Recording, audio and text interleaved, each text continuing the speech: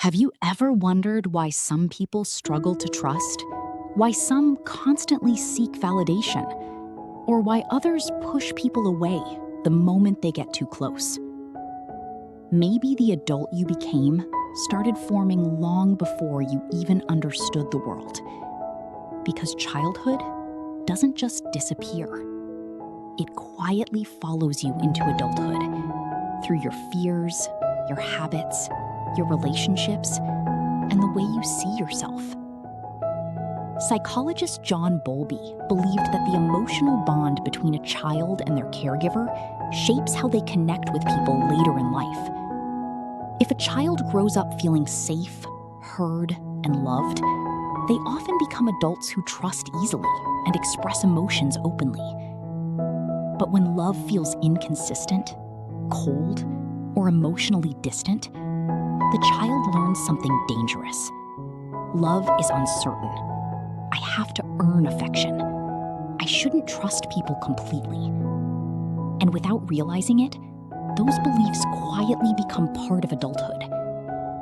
That's why some adults overthink every text message, why some fear abandonment, even in healthy relationships, why some apologize for everything, why others struggle to express emotions at all. The child never truly disappeared. They just grew older. Sigmund Freud believed many adult behaviors are rooted in unresolved childhood experiences, buried deep in the unconscious mind. And Carl Jung believed that the parts of ourselves we ignore or suppress in childhood eventually become our shadow, the hidden emotional side we carry unconsciously into adult life. Maybe that's why certain situations trigger emotions that feel bigger than the moment itself.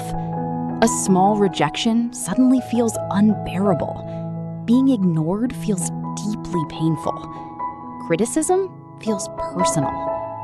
Because sometimes the adult isn't reacting alone. The inner child is reacting too. And one of the saddest things about growing up is realizing many people were taught to survive emotionally before they were ever taught how to heal. Some children became adults who never learned how to rest, only how to worry. Some became people pleasers because keeping others happy once felt emotionally safer than expressing themselves honestly. Some became emotionally distant because vulnerability once led to pain. And others spent their whole lives chasing success, hoping achievement would finally make them feel worthy. But healing begins the moment you stop asking, "What's wrong with me?" and start asking, "What happened to me?" Because understanding your childhood isn't about blaming your parents forever. It's about finally understanding yourself with compassion instead of shame. Maybe you weren't too sensitive. Maybe you were emotionally unheard. Maybe you weren't hard to love. Maybe you just learned to survive in places that couldn't love you properly. And maybe becoming an emotionally healthy adult means giving yourself the understanding, patience, and safety you once needed as a child. Because healing isn't becoming someone new. Sometimes it's finally becoming the person you would have been if you had felt safe all along.